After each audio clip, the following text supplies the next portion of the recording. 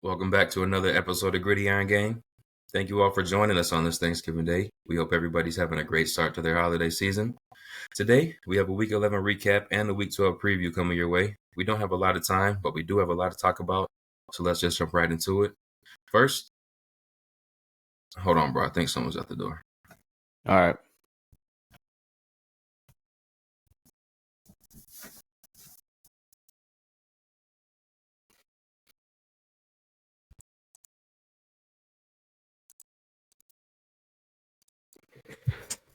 And it's me, Mr. Unlimited. You know, teams counted us out, specifically you, Tyler, and all I want to do today is come here on your glorious podcast and just hear an apology. I would accept an apology. That's all I want. So please, the floor is yours, sir. An apology for what? You counted us out. You counted my team out. You counted our organization out. You counted Sean Payton out. Me and Cortland Sutton. Are we the best combination in the clutch right now? Who knows? Let's stop this. Let's stop this nonsense right now. Minnesota had no business losing this game. We handed Denver the game, so let's not even go anywhere. Russell has been playing, great. Some would argue that he's back to being a top 10 quarterback this year.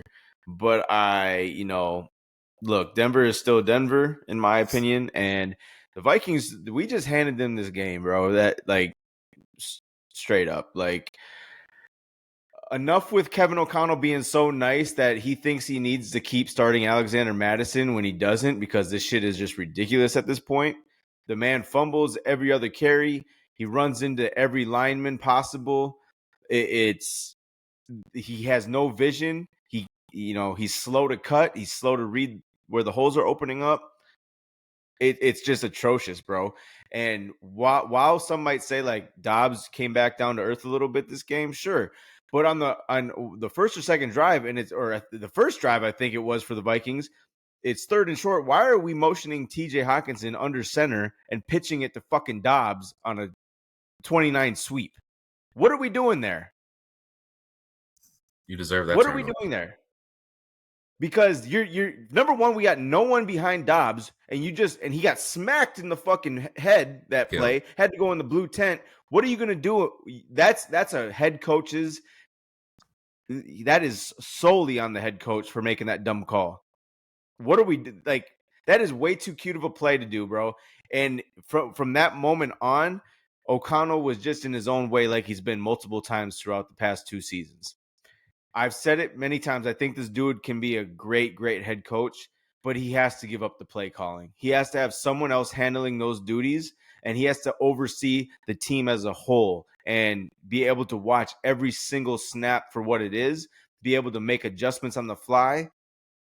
His play calling, he's too like in his own head with it. He's so focused on it that he lets a lot of parts of the game get away from him, and then he gets too cute at certain points where you don't need to. So, for me, honestly, I think Dobbs still did a hell of a job for the hand he was dealt this week. I do think he's starting to rely a little too heavily on TJ Hawkinson, because they kind of got a little bit of a rapport from doing the tight ends university down in Nashville, with Dobbs being one to throw to them. So I think he's leaning on him a little bit too much. I mean, there's been many times where you get KJ or Addison open, and he's missing throws, or he's just a little too late to certain throws, and it's costing him. So, and granted, I don't think Dobbs has that great of arm strength the way it is. So he's really got to be on pinpoint, like in the zone, making his reads on time and everything, because while he's a great athlete and is terrific with manipulating the pocket and getting outside and running, his arm strength is something to be very concerned about. And, and that's where I would take Kirk over him any day of the week. But it's still fun to watch Dobbs doing what he's doing with this, a limited amount of time he's been here. I think Dobbs is a terrific leader. I think he gets guys to rally around him and fight for him and fight with him. So that's very encouraging to see. This game, while it hurts us sneaking up on the Lions to possibly steal the division, I think that's kind of out of the question now, losing this game, because Detroit They got the second best record in the league now, 8-2, probably going to be 9-2 after tomorrow. So, with that being said, we kind of dug ourselves a little bit of a hole in catching them, but I still think we're in the running for the seventh or sixth seed, at most. So, we just got to limit the dumb mistakes. And once again, the turnovers killed us. If we don't turn the ball over, we win that game. But it's definitely time for this team to rely on Ty Chandler. He's way more explosive. He sees the field better. And he brings a lot more to the game when it comes to running down. So, and then, you're probably not, if I'm the Vikings, I'm not looking at bringing JJ back this week against the Bears. I say we bring him back after the bye. Then you gets week 14 at that point. You get the last 4 games with him, and then, heading into the playoffs, I think the Vikings are still looking pretty good. And honestly, they're going to be a sneaky, dangerous team in the playoffs because I don't think anyone wants to really see us as, like I said all season. Flores has this defense humming. We're battling a few injuries right now on that side of the ball, but at the end of the day, like I've said before, I'm not, because of losing Kirk, because of missing JJ a bunch of this time. This is probably the best we could have done all season in this scenario. So the situation we're in. So like I said, I'm very encouraged by the type of season we're having, and I'm not holding my head. Even though it's frustrating losing to a team like Denver, who's kind of on a hot streak, they're still Denver. They show many times throughout the games they're not gonna do a whole lot, to put fear in you or to you're going to have to beat yourselves for them to beat you. And that's truly what it is. So I don't read too much into this game. I think the Vikings just let it get away from them, got in their own way, and it was just, a letdown. But I think they'll get back to the grind, put up a W against the Bears on Monday night, hit the bye week, which is going to be a very, good timely bye for this team, get a little bit more healthy. And, if I'm the Lions, I'm you probably got the division locked up at this point, but I'm still looking at those 2 Vikings games to close out the season, where those could be 2 games this late on that wear you down come playoff time, and you kind of shit the bed come playoffs. Yeah, I'm still looking forward to those, even though at 8-2, it's going to be hard to catch Detroit for that 1 seed in the NFC North. 2 teams that were streaking coming into this game, Denver and Minnesota. I thought you guys have been playing your most complete football leading up to this game, but like you said, the turnovers did you in. To your Addison point, we definitely saw that last Sunday. And going forward, it should be Ty Chandler. He's way more explosive. He's way more dynamic. He's faster. He's quicker. He reads the field better. He's just a better option right now. JJ, I do agree with sitting him only because I think teams that are fighting for that 6-7 seed have really floundered some of their opportunities. So you can afford to sit JJ for another week, but in most cases, I would like to have my best player out there against a division opponent this late in the season, but I think you can afford to sit him for one more game. Yeah, and just the fact that because it's a hamstring injury and it's soft tissue, like those things are nothing to play with. So the longer you can get to recover, especially with this guy who has such a long career ahead of him still, you don't want to jeopardize him in any way, shape, or form. So I think against a team like the Bears, where you can't take them lightly by any means, and they're going to play their butts off. It because it's a division game, and they're on the road. It's a Monday night primetime game, so you already know they're going to come to play. So you got to be on your A game no matter what. But I do think whether it's 3, 7, 14 points margin of victory, I still think we get the victory. I would expect this to probably be a little closer, like the first time we played them, because for some reason we just play down to Chicago's level all the time, and it just ends up being one of those battles. So, but like I said, I think it's another week of having Dobbs in practice and learning with these guys around him. So I expect this to be a better performance by this team overall in prime time at home on Monday night against the Bears. So I'm not really too worried about it, even though I think it will be a hard-fought game. So like I said, but yeah, I think you have to sit JJ at this point because, look, at the end of the day, we're not winning the Super Bowl. So you can't sit there and jeopardize a player of his stature and his pedigree just because we're trying to get into the playoffs or he's still got a long ways to go. And no contract. And the way this season's been going, I think the future is bright for the Vikings. I think we got a lot of good things in place. So it's just a matter of, getting healthy, this team healthy and rebounding. So I mean, like I said, I'm not holding my head down about this season at all. I think for the most part, this has been a very encouraging season for the Vikings, even though it's been a down year. Agreed. Cincinnati at Baltimore. The story leaving this game was the injuries. Baltimore, they started their season with no Ronnie Stanley, no Humphrey at defensive back, and no Mark Andrews. Coming into the game, there was no Stanley, there was no Humphrey. And we ended up losing Andrews for what appears to be the season. Now, Lamar Jackson also had a little scare with his ankle. He seems to be fine. Coach said he's 100%, but he wasn't the only quarterback injured in this one, man. Joe Burrow out for the rest of the season with a wrist injury. How are we feeling about the Bengals now? Or the AFC as a total? Because I thought this was a playoff team, honestly. No, well, look, I think the Bengals were hiding something with Burrow coming into this game, being his wrist, because he had to. If no one knows, he had a brace on his wrist coming into this game, and they kind of tried to they hid it. They tried to hide it. Mm-hmm. So something was going on with it before this game. Obviously, he took a hit to that hand or that wrist or whatever, and it made it a lot worse. But with him being out now and just the way it's going for them, I think the Bengals' chances are just completely shot. They're kind of just done and out of it now. You're not going to go anywhere with Jake Browning.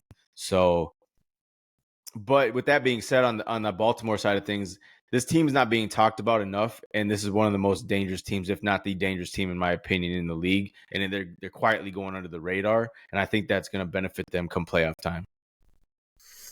Yeah, Baltimore did what we were supposed to do. We handled business, especially when Joe went out. We were able to pile up on that lead that we had a little bit. For the Bengals case, I think they're kind of looking at a situation like the Vikings. You're talented enough to obviously still get in the playoffs. Jake Browning came in, and he played fairly well, especially given the circumstances against the defense he was playing against. Cincinnati doesn't strike me as a team. Jamar Chase doesn't strike me as a receiver, and some of those veterans don't strike me as the kind of players that would want to give up on the season. I mean, I don't know. Have you heard anything about a chance of Joe Burrow coming back this year or not? I haven't. I haven't. I think they're gonna put him on ice at this point. I just think I think it's a torn ligament in his wrist or thumb or something. So and it's his throwing hand. So I think there's no way he can come back from that this year, because it's at this point it's a lost cause. You guys have been playing kind of mediocre ball the whole season, off hot, not like hot again, cold again type shit. So while I thought at one point the past couple of weeks that they were back and they're a team to be seriously feared, it's just you're not going anywhere with Jake Browning. I'm sorry, it's just not happening. So to me, they're completely done. They're shot this year. You just got to kind of regroup and look forward to next year and making a run. But back to Baltimore. While I say like they're quietly going on the radar and they're a team to be feared, losing Andrews for the year is a huge blow to that offense. It's gigantic, and that's something that's not being talked about enough. So that is what scares me for them going forward. We just signed some. I can't even tell you his name. I'm not even going to try to remember, but we do have another tight end on the roster to make 3 now. But as soon as Mark Andrews goes down, my boy Oliver on the Vikings starts going off against the fucking Broncos. And I'm like, this is just absolutely what I needed to see this weekend. This is perfect. We'll stay in the AFC North here. Pittsburgh at Cleveland. Another quarterback was down and out for the season, and Deshaun Watson. Somehow, Cleveland still gets the dub, 10-13 at home. This is an embarrassing loss for Pittsburgh, but somehow they're probably going to end up being 7-4 after next week. Pickett, I mean, we'll talk about it later, but Zach Wilson is now benched, and not only benched, but was demoted to QB3 after this past weekend. Pickett, I know your OC is now fired in Matt Canada, but I haven't seen anything better out of you than I've seen from Zach Wilson. So you have about 3 weeks to try and prove to me different, that it was the OC and not you, or else you're in that same category for me. But on the bright side of things for Pittsburgh, you probably have the best coach in the league. You found a weapon in your backfield in Warren. You started him over Najee Harris, and you've got a little bit of offense out of him. Actually, your only semblance of offense was from him. So if you can kind of pair him with George Pickens and those receivers you have on the outside, maybe you have a little bit of something to present these teams in the playoffs. But as of now, this is a bad loss, and I'm going to trust Cleveland's defense over Pittsburgh's offense right now. So if it comes down to these two teams in the AFC battle, I will go Browns over Pittsburgh for the playoff spot. Yeah, I think you kind of have to at this point. It's just, I think it all comes down to just how amazing it is that Mike Tomlin's able to get the most out of his team with just the little bits he has to work with. It's whether it's aging veterans, whether it's, you know, young players still, inexperienced players. I mean, and then to top it off, you're working with a quarterback in Kenny Pickett, who's not, like you said, is nothing more than a Zach Wilson at this point. Yeah, he's probably a little better and more trustworthy a little bit, but it's not by much. No. So, um, I just think all credit goes to Mike Tomlin. There's no one on that team who I'm giving credit to besides Mike Tomlin. And this is the first time, I think, since 1941 that they've fired a head coach or a coordinator in season. I mean, that just shows you how great this organization has been over the years. So, and I think, I think them firing the offensive coordinator is kind of one of those things where it's like, it had to be done because it's a wake up call to that offense where it's like, get your shit together. Like, this is Yeah. unacceptable. I don't care who's coaching, but there's no one on that offense who can really be demoted per se. So you have to make a move like that in season to fire that coordinator, because obviously he can't do a whole lot with his scheming and everything, his play calling with what he has. So you got to leave it up to someone else, but it's more of like a kick in the ass to those players on that side of the ball saying, hey, wake the fuck up. It's time to go.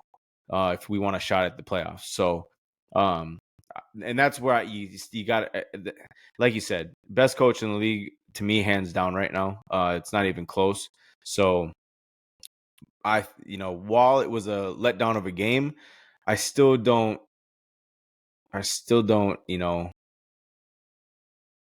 worry about them, because somehow, some way, Mike Tomlin finds a way to get it done. I worry about them in a different sense, just as far as a playoff opponent, just because of what you said. He always finds a way to get it done. This team, with the opportunistic defense and the playmakers they do have on offense, has no excuse to be having, 10-point performances. They should be averaging around 20, 23 points a game. And with that coaching staff and that defense, they're going to be a danger if that can be the case going forward. I don't know who they're bringing in at OC. We had another team make a change this week as well. We'll get to that later. Seemed to fare well, even though they played a very inferior opponent in the Jets, but maybe we'll have some of that good luck here. We've seen it with Antonio Pierce. Right. We've now seen it with the Buffalo Bills. Maybe it'll turn things around for Pittsburgh. We'll go AFC North to NFC North here. Chicago was on the road at Detroit. Justin Fields made his return. He looked good. But honestly, though, Detroit made big plays down the stretch. They were down like 26-14 with just over 4 minutes left. Put together a touchdown drive to cut it to 5. Chicago misses an opportunity. Justin Fields slightly overthrows his receiver. I actually thought the receiver probably slowed up a little bit, but Chicago goes 3 and out. Detroit gets the ball back.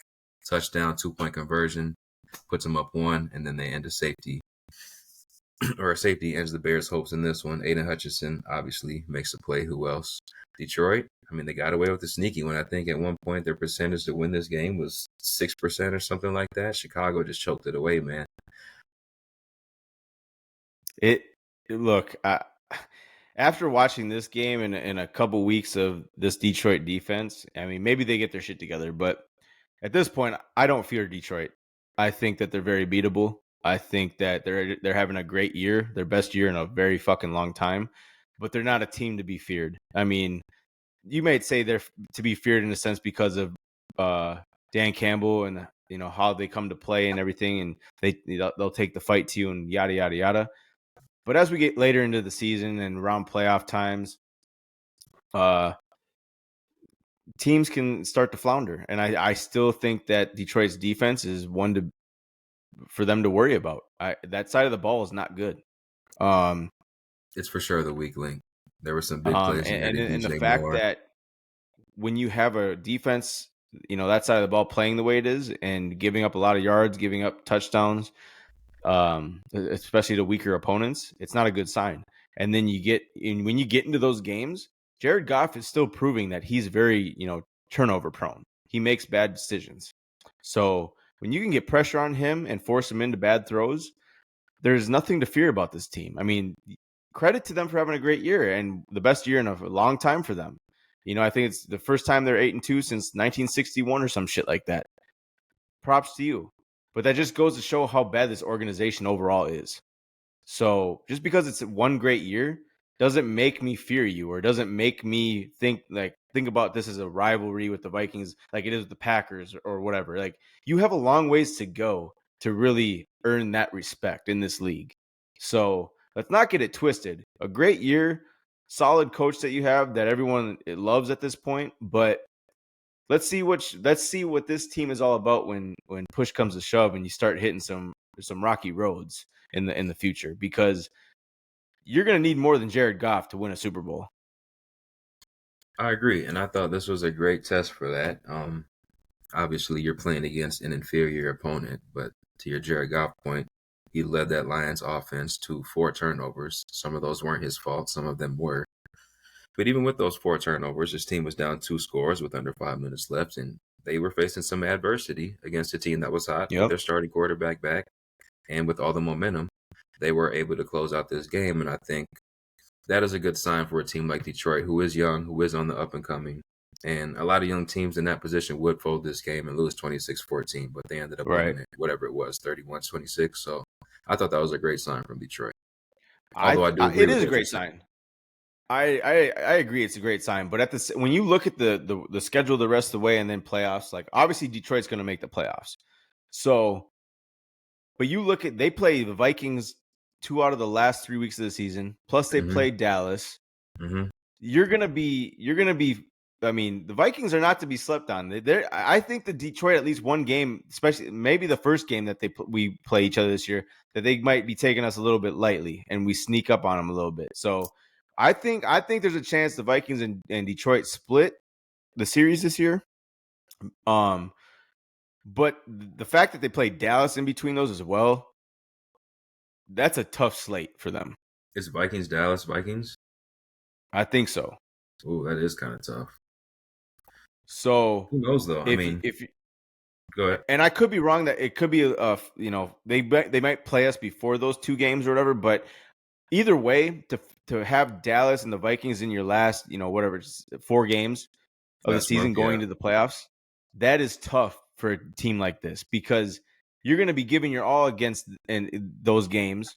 Plus, then you got to bounce back and be ready for the playoffs. I just think there's too many experienced teams in the NFC for the playoffs for them to overcome. So I don't see the Lions even making the NFC Championship. I just don't. I mean, regardless, you're going to either have to play Niners, Cowboys, or Niners or Philly, and it might be a combination of those teams. So I just think Detroit, while it's a great year, there's just no way in hell you make the NFC Championship.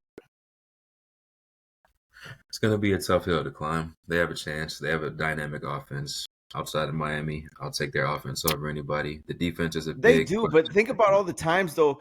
Think about how many times throughout the year. I think it has a lot more to do with Dan Campbell being ballsy on 4th down than anything, because if it's a regular coach out there, like a normal coach, like who's punting it away, Detroit has lost at least 4 games this year. That factors in there. I agree.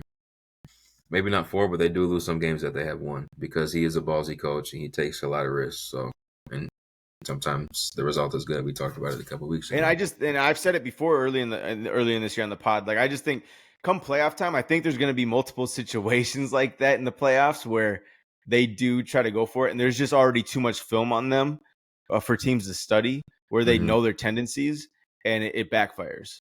So, I mean, that's my take on it right now. But they might shock the world. Who knows? I don't. But at this point, I just think that Detroit has a little bit too many flaws for them to be taken seriously as a Super Bowl contender right now. I just think it's one of those things where you look at the Vikings last year in their record, and you're like, "There's no way I take this team serious." That's how I feel about Detroit. I'm not saying they're as lucky as we were last year, but I'm saying that's how I feel about them in a sense, because it's like, there's just no way I trust this team to make a run to go to the Super Bowl. There's no way.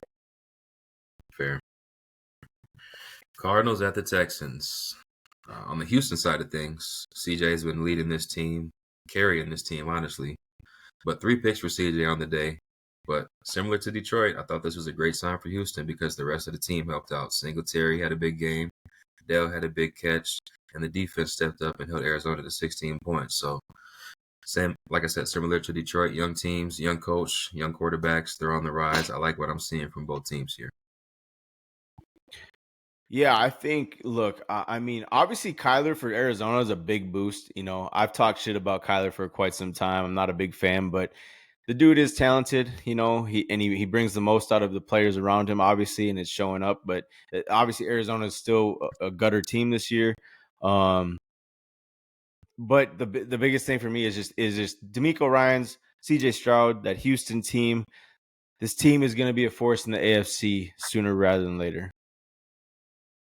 Yeah, we can keep it that simple. Houston's very impressive this year. One of my favorite teams to watch. The offense always looks good, except for this game. When CJ had these turnovers, they're now finding their running game after Dameon Pierce started the season kind of slow. Isn't in the rotation right now, but Singletary's picked up that slack. The defense is coming around like we thought it would. I mean, yeah, I love watching Houston. My favorite team in the AFC South, honestly. Oh, mine too. And I do think, like, I am very impressed with what Singletary is doing for them, because coming from where was he at, Buffalo before? I Buffalo. mean, and just not doing a whole lot, but like now he's kind of a workhorse in Houston, and he's showing out a little bit, bro. Like, and it's impressive. So I mean, I just think Houston is one of those teams where they're confident in what their abilities are, and I think they know they're going to just continue to get better. And so the next few years, it's going to be interesting to see where they end up, seeding wise, come playoff time. I like now. Granted, Arizona's not a good opponent, but I like Singletary, even though he's not tall, he's not fast, he's not that strong, he's not that. More of He's like that pass catching Madison, back. but for some reason, he's just 100 times better. Well, I mean, I'm not even going to talk about Madison right now, because I'll just go on and on about what I hate about him. But I mean, Singletary can at least catch a fucking pass out of the backfield. And Let's put it holding on that to the way. rock. So he's faster. He's more quick twitch. Like, he's got a lot more better qualities than Madison. So, but yeah, I think obviously you can get a little too excited, especially in a game like this against a lesser opponent in Arizona. But at the same time, Houston has shown all season long they will battle with the best of them. So that is what has been encouraging, and I'm excited to see what this team's got going forward. Las Vegas at Miami under Antonio Pierce. Vegas continues to play hard, and they're fairly impressive. I thought if they took better care of the football, they could have actually stolen this game from Miami. That's what I Rookie was quarterback, expecting. I think Aiden O'Connell is. If not, he's very young. Second down, inside the opponent's 40 with 32 seconds left. You throw a deep ball into double coverage, which gets picked off by Jalen Ramsey, effectively sealing this game. Very questionable decision. You made two good plays prior that got you into this position. Just very questionable decision from the young quarterback, but that's what you get from young guys out there. Miami was able to sneak away with this one, but you agreed with me. If the Raiders were able to take care of the ball, they probably steal this game from the Dolphins. Yeah, and I was the way I was watching the game, it felt like that too. It was just like I felt like Vegas had their number on Sunday, and they just kind of let it slip away from them. And it was not to Miami beating them; it was Las Vegas beating themselves. True. So it to me, it's a credit to what Antonio Pierce has brought. Like, he's just brought a swagger to this team. He's brought a more upbeat vibe to this team. They're more excited to come out and play. Obviously, it was obviously McDaniels. This just goes to show how bad of a coach McDaniels truly is. No question about it. And so that's what it is for me. But at this point, I think Mark Davis would be super fucking dumb if he didn't at least give Antonio Pierce the chance to coach this team for the next 2 to 3 years. You have to, after what you've seen just from 3 weeks. Now, unless this team completely implodes, which I don't think it will, they'll probably end up with a better record under Antonio Pierce than they did with McDaniels. Honestly, I haven't seen the schedule, but I feel confident saying they'll be over 500 under Antonio Pierce with what I've been seeing. Miami's one of the better teams in the AFC, and they were right there. Probably should have won the game with an inexperienced quarterback. So I love what I'm seeing. At this point, I feel like the Raiders can at least be a 9-8 team.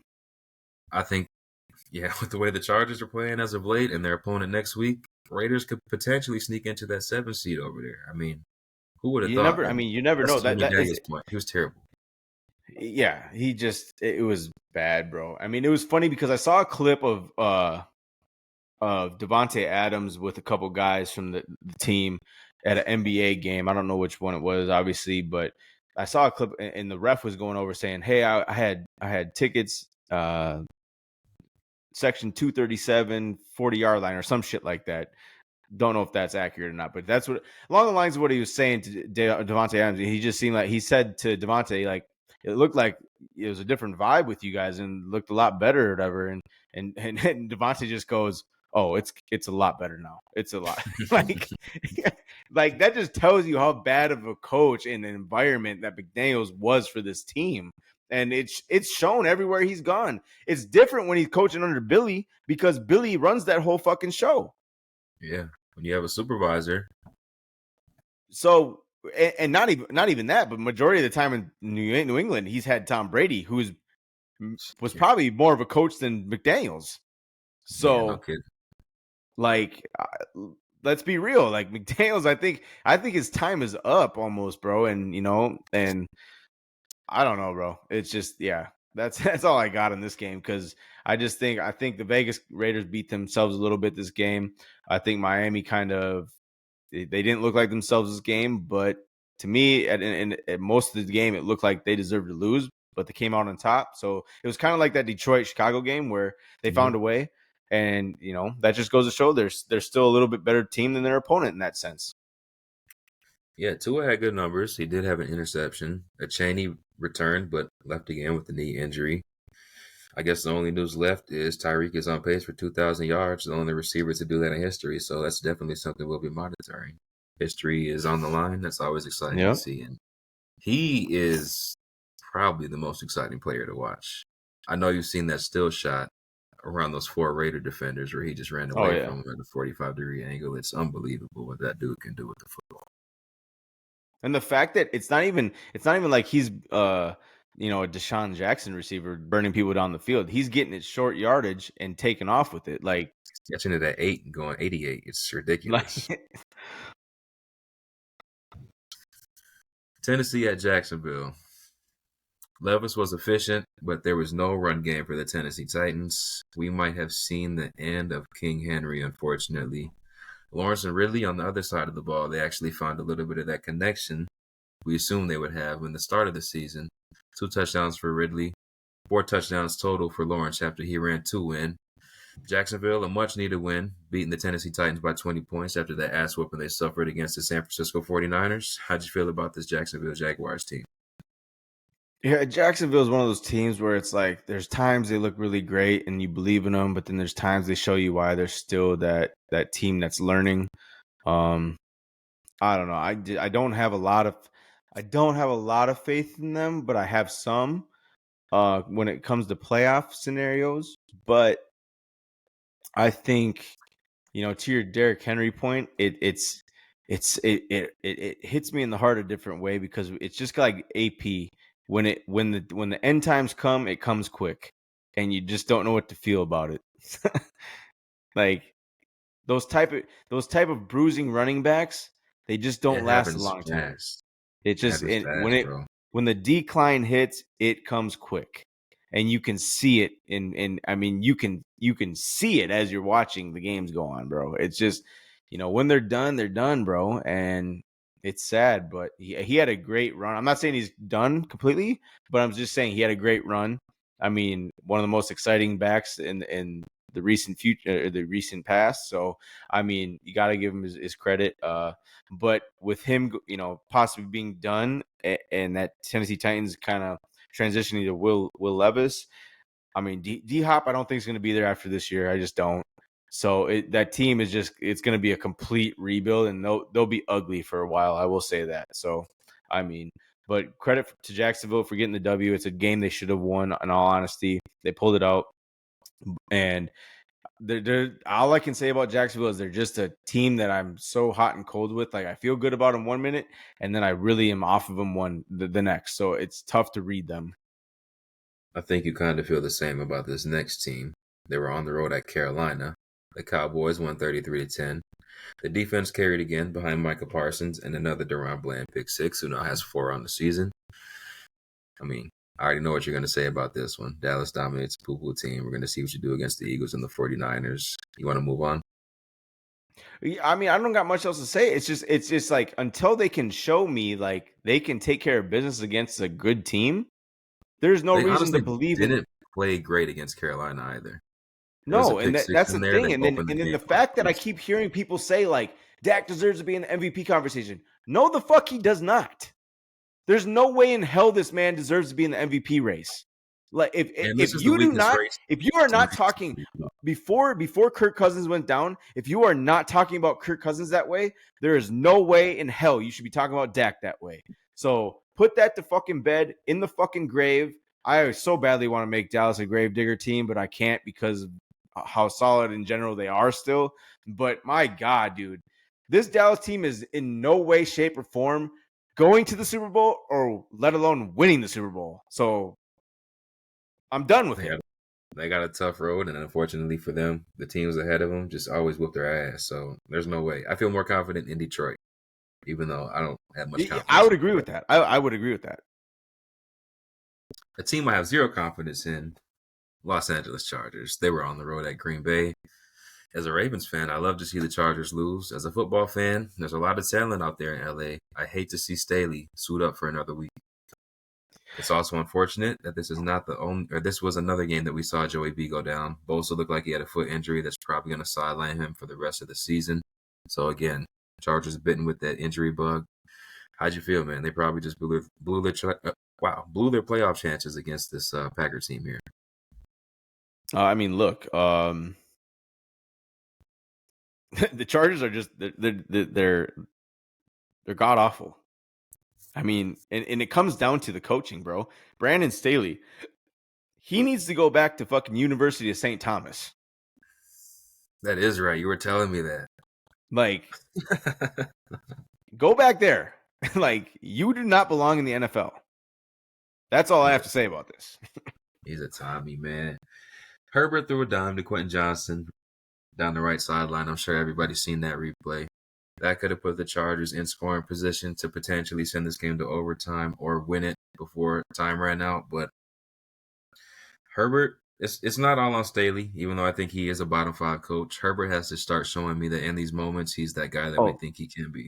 That's facts. That's facts. We're at a point where every time it's a clutch situation, I'm not even really tuned into the game because I don't think Herbert's we need to be talking about Herbert the same way we're talking about Josh Allen now. Like, these two guys are goddamn identical.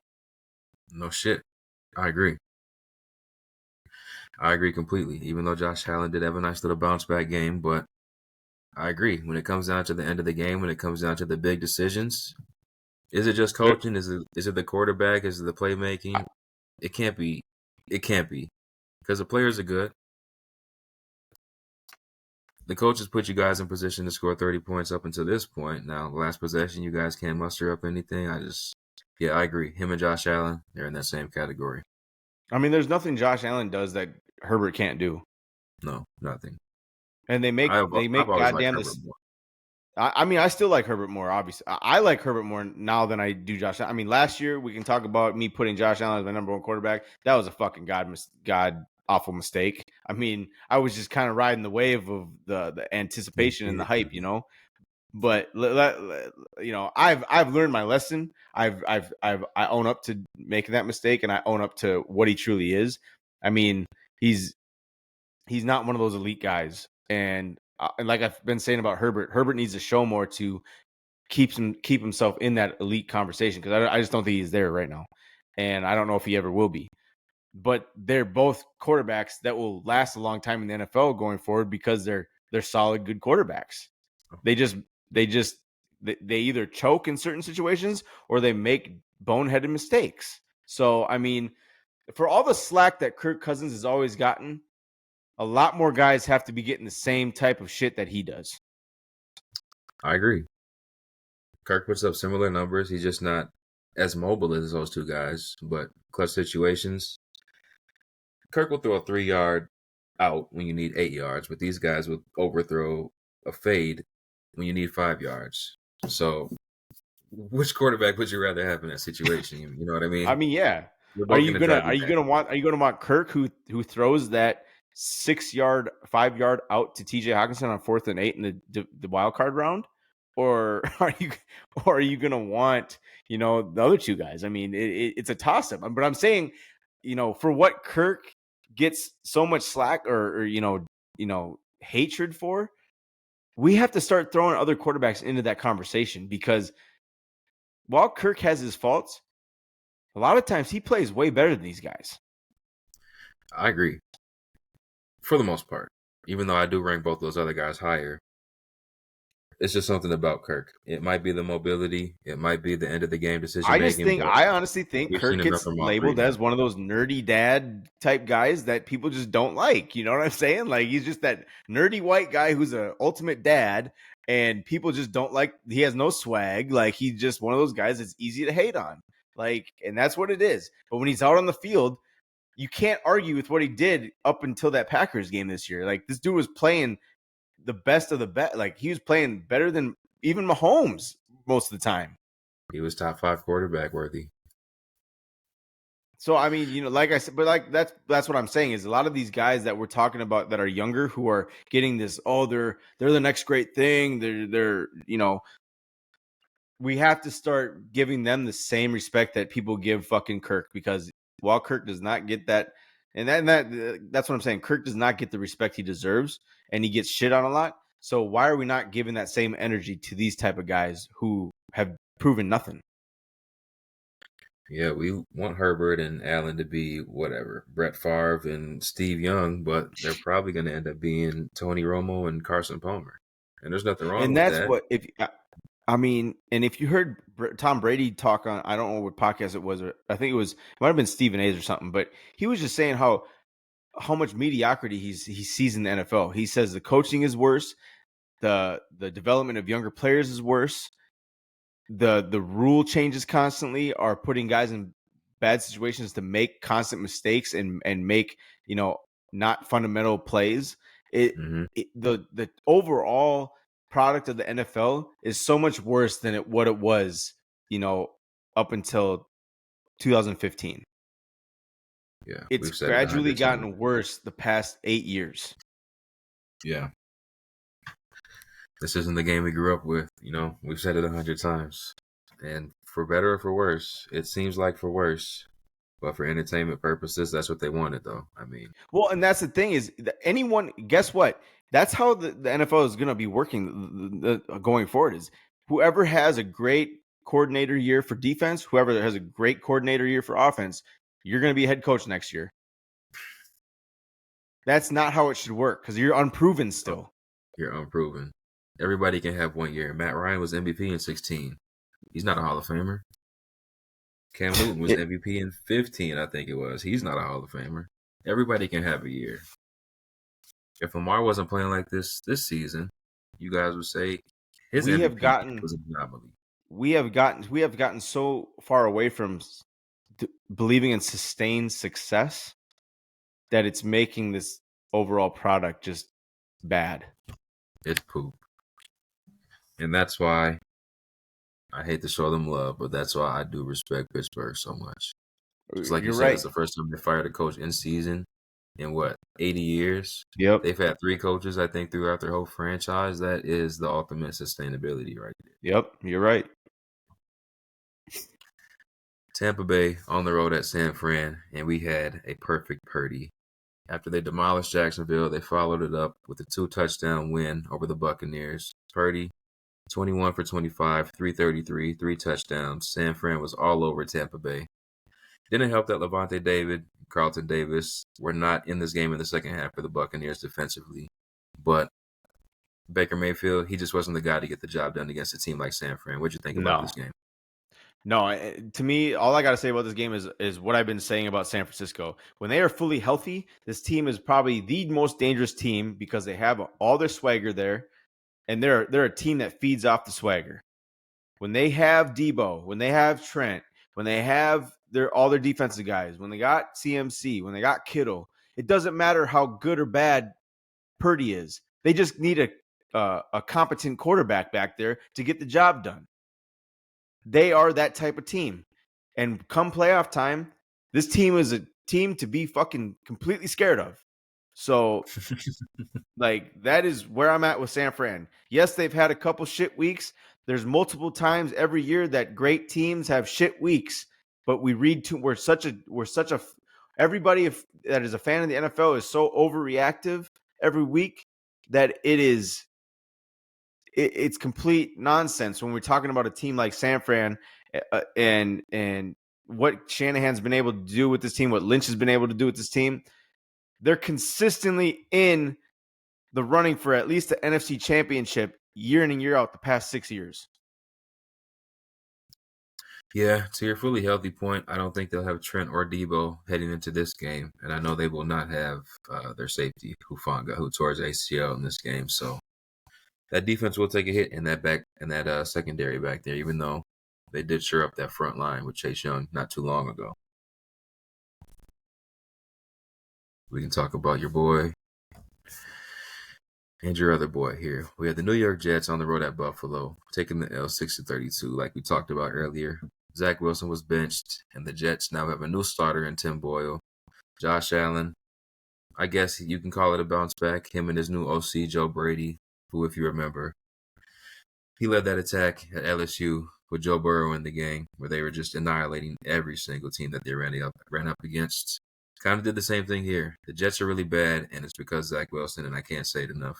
How'd you feel about this game? I mean, I don't know. It was a game that I had no interest in, honestly. I don't believe in Buffalo. The only reason I kind of somewhat pay attention to the Jets is to really truly see if they're going to be able to allow Rodgers to come back in a miracle way this season. He even said after this game that December 2nd is when he's trying to return to practice. So, look, I mean, that's what I'm more intrigued about. I don't give a fuck about how this game turned out. I want to see, we're talking about this Jets team in a wholly different way and in a different light if Aaron Rodgers does not get injured. What are they now? 4-6. They're at least 6-4. I mean, probably even a game better than that. The weapons aren't terrible, but they're not great. I mean, they're not great.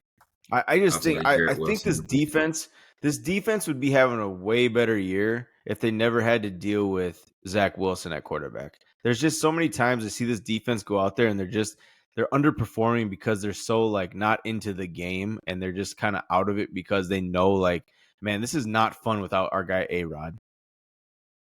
Yeah, I mean, I've said that too. And this Tim Boyle guy, he might be the only quarterback worse than Zach Wilson. So I don't think this team's going to be motivated to play any defense anytime soon. We're talking about a December 2nd practice date for Rodgers, where he's going to start trying to jog and shit. He's not coming back this season if that's the case. Nah. If he can't even jog yet. So, I mean, I don't know if the Jets have their pick this year. If they do, it's obviously probably going to be looking towards quarterback. If not, not quarterback because they have Rodgers. But they will need some help for Rodgers. Mekhi Becton went out, so he's gone out again at tackle for the Jets. So they're going to need to find a way to shore that up. They're not liking what Skoronski brings to the table in the offseason. I would like to see another weapon for Garrett Wilson to be paired with. Whoever those guys are out there, they're decent, but a legit number 2 would solidify this offense, in my opinion. Breece Hall, I think, he's one of those guys where you can rely on him as a number 1 back for the whole season. Yeah. So a few holes here and there, but it's really just the quarterback for me. New York Giants on the road at Washington. Washington, they just blew their season, losing a division game to a bottom 5 team. Not where you want to be midway through the season. DeVito, like we've talked about, when you're not that good or when you're inexperienced, get the ball to your best player. Saquon, he had a little bit of a resurgence, 2 receiving touchdowns, 31-19, Giants over the Commanders. How'd you feel about this one? I have nothing to say about this one. It was just one of those games that was there this week. I think that regardless of outcome, it didn't fucking matter. Washington's going nowhere. New York Giants aren't going nowhere. You're in a tough NFC East. It does not matter. Sam Howell now leads the league in passing yards, just if you're wondering. Yeah, and credit to him. I mean, he's having a great year. I mean, he's up and down a little bit, but he's overall having a great year for his first year starting. So, but I just think overall, like, it's going to be we're seeing a whole different Washington team next year. This new ownership group is making big changes this offseason. Fuck. I want to say Ron Rivera has coached for 13 seasons, and he has 10 losing seasons. Yeah, this dude's done, bro. There's But no he, way they but he want to has some go. winning records about He him. will not be the coach next year. No, I think it's going to be a revamp, and they've started it with some of the players they let go this season. And honestly, because of Eric Bieniemy, as much as I've been saying about him getting a shot at head coach, you being the offensive coordinator and leading this team this year in Washington, that was your choice. You chose to leave KC, and you chose to go to Washington. You just kind of, put yourself in a fucking hole. No one's gonna want you as head coach.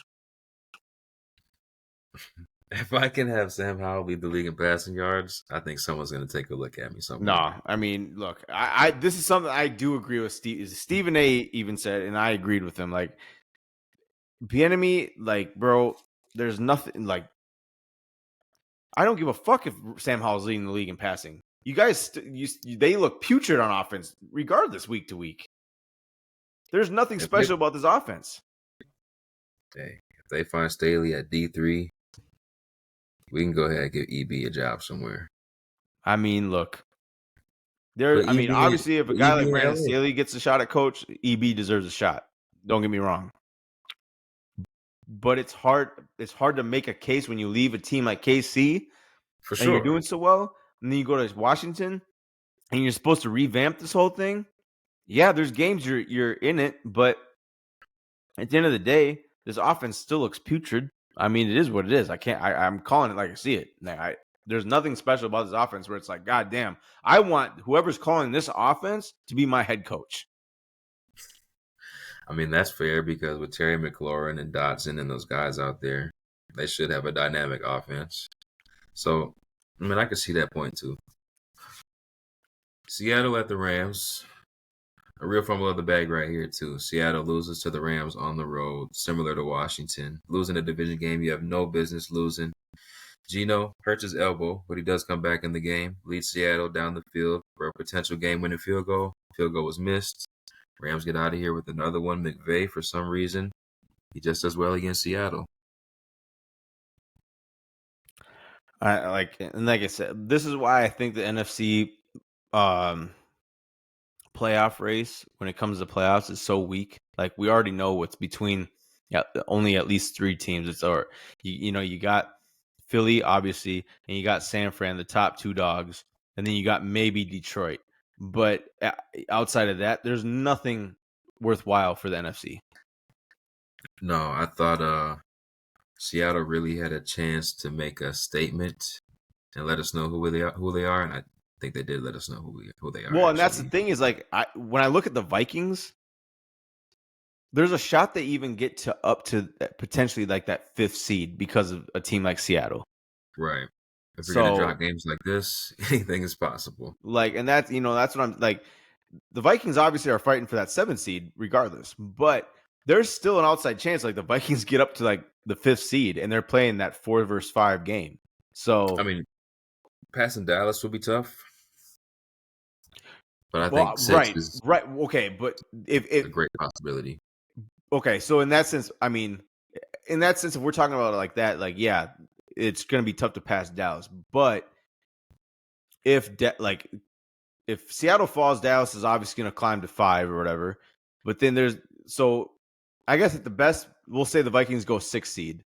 And that's, to me, that's still better than being 7. So, I mean, look, I don't know.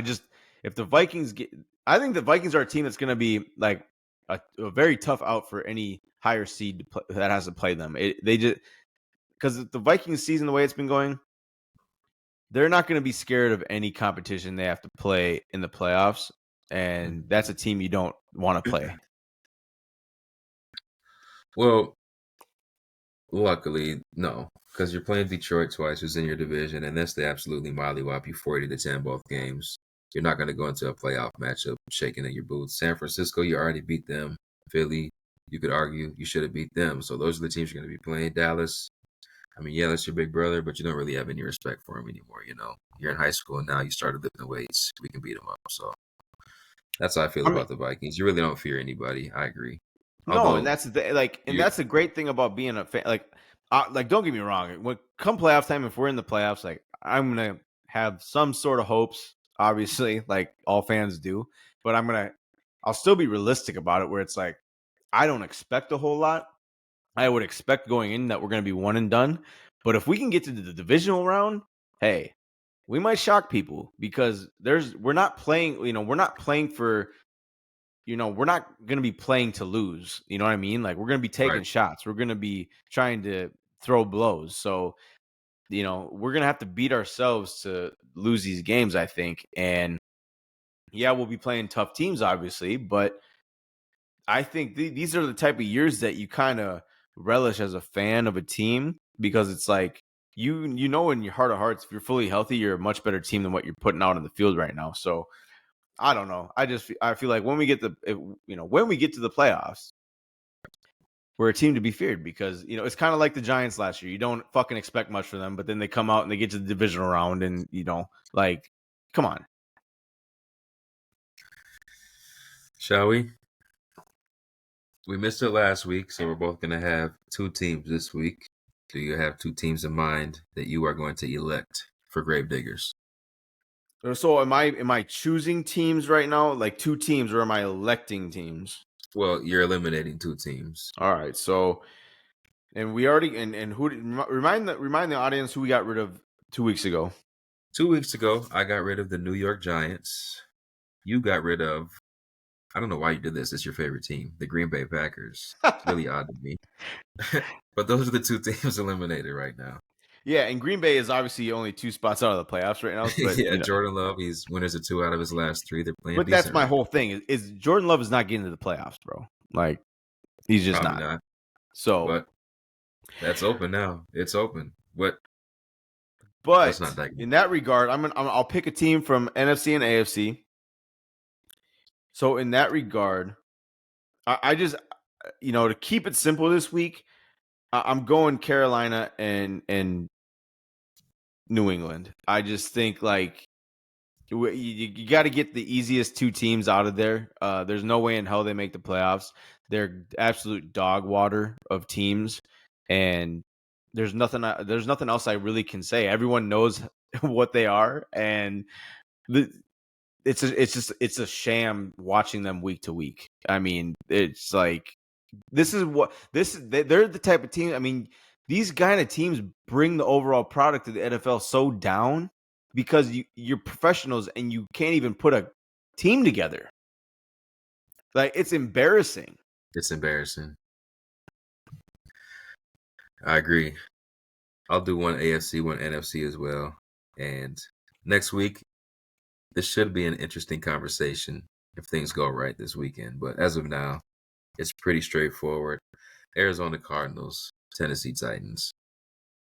Titans just lost by 20. They're dealing with a rookie quarterback right now, Derrick Henry. Their best offensive weapon seems to be on the other side of the hill. D-Hop, second best weapon, same conversation. Defense seems to be taking a step back. Vrabel, he's not a superhero, although he is a good coach. He just can't do much with what he has right now. Arizona, they're feisty. Kyler's back. They're in these games. Yep. 2-9 though. That's too big of a hill to climb. You're just not going to make it this season. So those are my two teams this week. Yeah, and I think it's fair enough that we got rid of the bottom two teams of each conference. I think you can look back at 2 weeks ago and be like, God damn, you're fucking silly as hell for getting rid of teams that are not aren't out of it completely.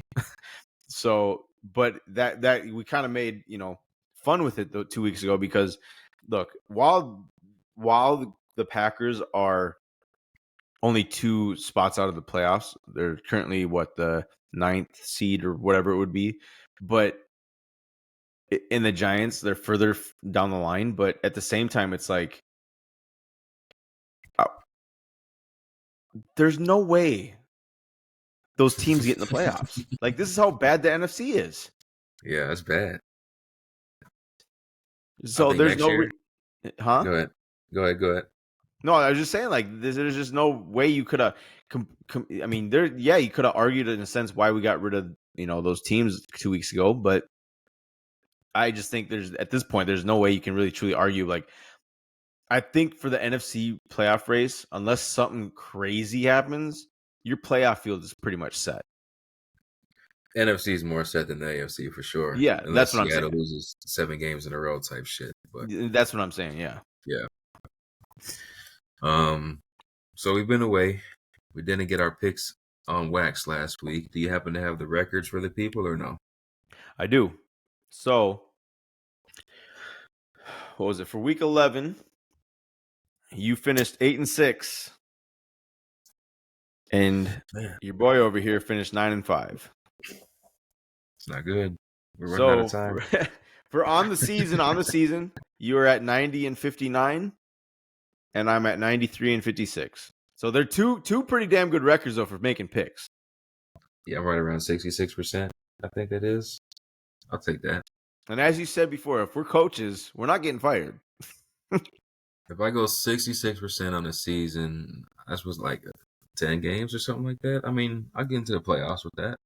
Yeah, All that right. you All you right. know. Maybe we're a little Brandon Staley. Maybe we should be better, but I don't know. Week 12 picks.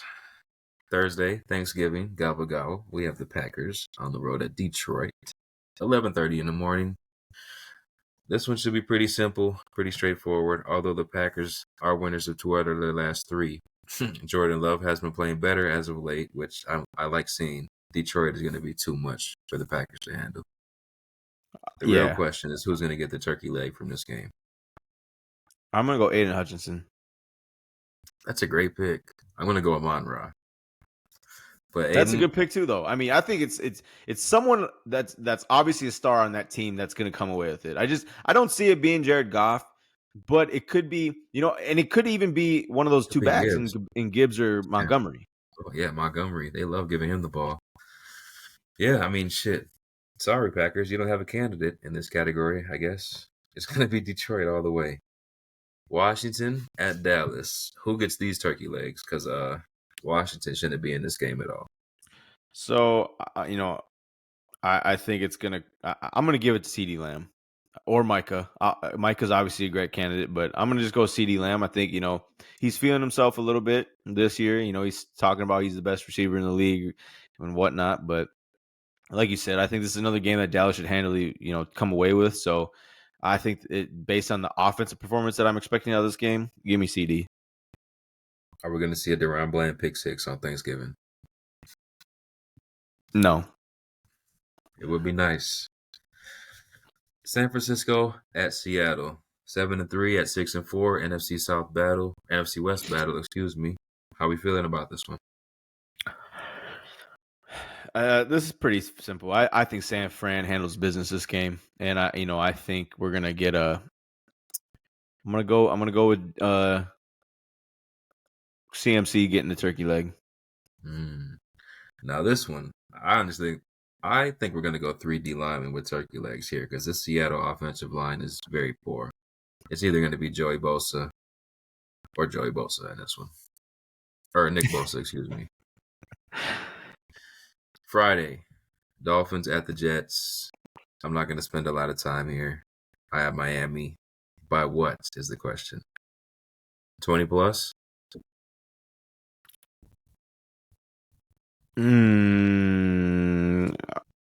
I'll go 17. The spread is 9.5, which is ridiculous. Miami with Tim Boyle in there. I mean, I don't even know. Miami by 17. Terrible. Steelers at Bengals, 12 o'clock. We have Jake Browning in there against Kenny Pickett. I'm honestly leaning towards Cincinnati in this one. I'm not going to lie to you. Are you going Cincinnati then? I am. Okay. Well, I'm going to go Pittsburgh. I just don't. I mean, look, I think Tomlin's going to have too many answers for Jake Browning. Whether you like Pickett or not, I mean, I just think it's like that AP effect in Vegas. I think you fired that coach, they come out with their hats on fire and they get the job done. So and the fact that you're battling without Burrow, I think Cincinnati kind of feels it's like, fuck, we're done. That could be the feeling in the locker room, and we'll see. I'll have faith in them for one more week until I see how they come out and play. But they did play very well with Browning against the Ravens, like I said. So it didn't seem like they were giving up that game. Jacksonville at 7-3 on the road at Houston, 6-4. like this last game and the ones after this one. A lot of interesting games that could go either way, honestly. I am going to go Houston at home on this one, though. I got Houston as well. I just think I like what they're doing, and like I said during the recap, I'm very hot and cold with Jacksonville. I don't know what team's going to come out. So in that sense, I trust Houston a lot more with their consistency than I do Jacksonville. Agreed. I'm going to see more turnovers from Trevor Lawrence than I'm going to see from C.J. Stroud. So I'm going to go Texans more times than Jacksonville, I feel like. Tampa Bay, 4-6 at Indianapolis, 500 at 5-5. How we feeling about this one here? I think Tampa's due for another win. Gardner Minshew, he's not it for me. I just don't know how to feel about him. I don't trust him at all. And Indy, look, I think Tampa Bay has had a tougher schedule than Indy. Put it that way. I did mention Tampa lost Levante David, Carlton Davis. I'm not sure if they will be back for this game, but I do know that Shaquille Leonard was released by the Indianapolis Colts, and that's going to be a big hit to this defense. I'm going to have to agree with you. Go with Tampa Bay in this one. New Orleans Saints at 5-5 on the road at Atlanta, 4-6. Desmond Ridder is now the starting quarterback for the Falcons. And that being the case, it really doesn't matter if it's DC or Jameis for me. I'm going New Orleans. Exactly. That's all it needs to be said. New England Patriots at 2-8 on the road at the Giants, 3-8. This is potentially the worst game of the season. I have to go Giants. I have to go Giants as well. I don't trust anything about that shit show that's going on in New England. This is an all-time low for Bill. This has happened fast. 2 months ago, there's no way I'm picking Giants over Patriots. Now I'm confident in doing it with Tommy DeVito, whatever the fuck his name is. Yep. Sad. Carolina Panthers 1-9 at 3-7. Tennessee Titans. If the Patriots-Giants game isn't the worst one, this one right here is. But there is hope in Carolina. I do have the Panthers getting the dub on the road. All right, good. We're a little different here. I got Tennessee. I just think based on just the overall inconsistency of Carolina and just how bad that they've played week to week, I like Bryce Young a lot better than I do Will Levis. I'll put it that way. But Will Levis is surrounded by a more complete team than what Bryce Young is. So, for sure. In that sense, I'm going Tennessee. Looking for a little bit of Adam Thielen to carry this Panthers team this weekend. That'd be nice. LA Rams on the road at Arizona, 4-6 at 2-9. Our first game in the 305 slot. How we feeling here? I'm a little intrigued by this game just because I think while I'm picking the Rams, I think Kyler Murray brings a lot of, he's very dynamic in what he does and what he brings to this team. So I think he will give LA a lot of fits, but I still think that the LA Rams are overall better team and should get the job done. I'm looking across the sideline. I'm seeing that quarterback's a little banged up. I just pulled up my PFF app before the game. I see if we get this dub, we're going to remove ourselves from the top 5 a little bit. I'm going to go Arizona in this one. We're going to get our first win with Kyler. Not hating it. Cleveland Browns at 7-3 with the rookie quarterback on the road against the Denver Broncos, 5-5. Maybe, just maybe, the hottest team in the league right now.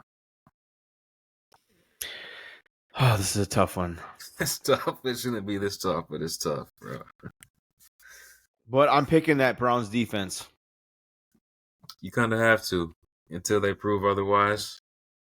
I have confidence they can hold the Broncos to 13. I just points. I think the Broncos have been benefiting from other teams' mistakes, and I just don't see the Browns, keeping that streak going for them. So in that, I mean, look, that Buffalo game that Denver played, they were handed 4 gimme turnovers that helped them out. Yeah. They had a couple gimme turnovers against Minnesota that helped them out. And a big penalty against Buffalo. And then you look at it too, even on that stupid fucking play I was talking about with TJ Hawkinson pitching it to Dobbs, the refs fucked that whole shit up because they suspended Kareem Jackson after the game, 4 games for that. 4 games. So it was a hit to the head. It was a targeting play. That should have been an automatic first down. But they got 3 points off of that. So, that's a turning point in the game. So it's stuff like that Denver's getting away with and coming out on the better side of things. So I just think there's a lot of luck that is going into Denver's streak right now, and I'm not buying it. And I'm picking Cleveland's defense to handle that offense. I love where your head's at. Kansas City Chiefs 7-3, Las Vegas Raiders 5-6. Chiefs. That's simple, huh? Raiders are your favorite team right now. Okay. No, I mean, look, they're playing. Look, I think the Raiders-Chiefs rivalry is always a tough one, but I think that the Chiefs losing a heartbreaker to Philly and getting that loss in the column this past week, they're fighting for their lives to keep a great record and fighting for seeding at this point. There's no way they're losing to Vegas. I agree. Chiefs, but it will be close. Bills at 6-5 on the road at Philly 9-1. Very, very interesting game here. I do have Philly as well. We're going to see what the Bills are made of, though, with this new OC. Was it a fluke against the Jets? Who's not going to look good against the Jets, honestly? So this is a real test right here. I do think the Bills. This is a real test. Do think the Bills will give Philly a lot of fits, and this will be a tough fought game. So it's no blowout by any means, but I just think the Philly just looks super good this year. They didn't look good against the Chiefs on what night was that? Monday? Yeah, but you got to give the Chiefs credit too, because the Chiefs defense is playing out of their minds this year. Honestly, bro, it's the best story that's not talked about at all. This Chiefs defense is fucking amazing, bro. Dude, that DB that I can't remember his name, which sucks because of this is the first time in Mahomes' NFL career that he's having his side of the ball be the worse than the other side. Like, yeah. So, and that's a scary thing come playoff time. Terrifying. What's also terrifying is this defensive front for the Baltimore Ravens, who will be traveling to Los Angeles to face the Chargers on Sunday Night Football. I'll make this one short and sweet. In Baltimore, we should handle these fools pretty easily. If we lose to Staley, I honestly don't know what I'll do with myself. I was just gonna say, I got Baltimore in this one. It should be there should be no competition here. But if you guys lay an egg and lose to LA and Brandon Staley, what are you gonna do? We're a joke. We're a joke, and you might as well talk about us like you talk about the Cowboys. Lamar's a bum. Mark Andrews is the MVP. And the fact that this is on a national stage, primetime game, if you lose in front of America to Brandon Staley. Okay, it's a tough time to get the Chargers. Your season's on the line. But there's no way. I think that too. There's just no way. But if funky things happen in the NFL, and I just I don't know. Right before the bye, and then on the other side of the bye, we have the Rams, who I am intrigued to see the quarterback by that time. I'm intrigued to see what your offense looks like without Mark Andrews. Me too. It's been 6 years since we've seen that. So he's been one of the most durable guys out there. It's going to be interesting, man. I'm nervous to see it, honestly. Chargers are good enough to win a game where you have to experiment like that. So on paper, it should be a dominant win, but we'll see without Mark Andrews. Our last game of the week, Monday Night Football. Chicago Bears on the road at the Minnesota Vikings. How you feeling about it? I think last game was 1913? Yeah, I think it's going to be another one of those funky. It's going to be another one of those funky close games with this team. I don't know. Look, we're missing our leading tackler on defense in Jordan Hicks, who's having probably his best pro year so far at this stage in his career. That's a tough blow to this defense. I don't know if Caleb Evans will be back. Obviously, we saw our rookie cornerback, blow that game-winning catch for the Broncos. Terrible coverage, but Let's talk about that play after you're done making your pick here. So I have Minnesota in this one, another close one. I think I don't know if we'll cover the spread or not. I would lean towards no. It's probably gonna end up being a goddamn 3-point game in all honesty. But I think we come out on top. But it's just gonna be one of those uninspiring wins, if you ask me. So that's where I'm at with this one. It may not be a primetime Kirk thing. It could just be a primetime Vikings thing. You had no It could business be. losing to Denver. It could be. I think, And I've always felt that way about the Vikings. When we are on the national stage, we do not play, how we normally look at a noon slot. it is something about that noon slot that probably feels real good to y'all being in the Midwest. It's actually 12 here. Most of your opponents, it'll be 12 instead of you going from west to east or east to west or something like that. So there probably is some factor in that timing that you play at 12 a lot. But yeah, I have Vikings in this game as well, even with no JJ. I said it earlier. You should be able to pull it out, and I agree. Ty Chandler should be RB1 headed into week 12. Madison, you're good. You're a good goal line back. Well, you're not, but that's what we're going to use. That's where we're going to probably use you, sir. Yeah, bro. This fool is. I don't even think he's got a goal line touchdown this year. I think he's got negative yards, if anything. I don't know, man. I don't know if he has a touchdown period on the ground. Does he? I don't think so. He might have one at this point, but I don't know. It's that bad. It's just I don't know. That's funny. If you want to talk about that touchdown catch by Courtland Sutton, we can. If not, we can get out of here. No, well, all I have to say about it is just like they were clearly targeting Blackman the whole game, knowing a Caleb was out. Not saying a Caleb is an elite cornerback or anything, but he's coming into his own and he's making a name for himself. So he's got a very encouraging signs that he can become a very decent cornerback in the league. But for him to go out and have to rely on Blackman back there. They were targeting him all game long. You saw it all game long. And then that last play where they got that touchdown in the back of the end zone, it was just like he slowed up. It looked like he gave up a little bit. And then all of a sudden he turns his head to look for the ball, and it was already there at that point. Like, it was just one of those blown coverages where it was like, what the fuck are you doing? Like, what are you looking for? Like, I didn't understand what he was doing at all. It was just one of those terrible plays that you just don't understand. I guess it was just, and at that point, I just kind of held my head down. And I'm like, God, it's shit like this that we have to deal with being a Vikings fan. It is, man. Mr. Unlimited comebacks. He's one or two as far as comebacks go in the fourth quarter and overtime with Matt Stafford since he's gotten to the league, man. Never count him out. But, number 3. Look, I think first ballot Hall of Famer, man. Don't forget about me. The thing is, we still should have went down and been able to get a field goal chance at the end of the game. But the fact that KOC is just too nice and reliant on a guy like Madison and is too nice to bench him when he should be benched, that's pathetic, bro. Well, you should for sure bounce back this week against Chicago.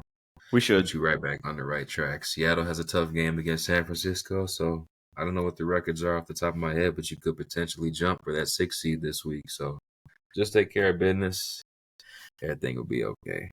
Yeah, look, I still expect the Vikings to make the playoffs as a 7 seed at worst. So, I mean, I'm not too worried. Look, I'm expecting one playoff game from the Vikings this year, and that's it. Like, that's where I'm at with it. And to me, that will be a successful season for everything we've gone through. Can't be mad at that. You got anything for the people?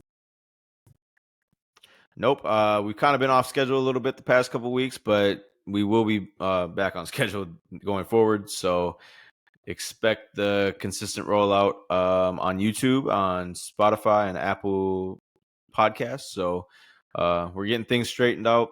Just a little bit of personal issues going on the past couple of weeks. So with that being said, yeah, we're back on track. Looking to end this season strong, and obviously we'll let you know more about what the off season has in store. Yes, indeed. Happy holidays to all. We appreciate y'all. Peace.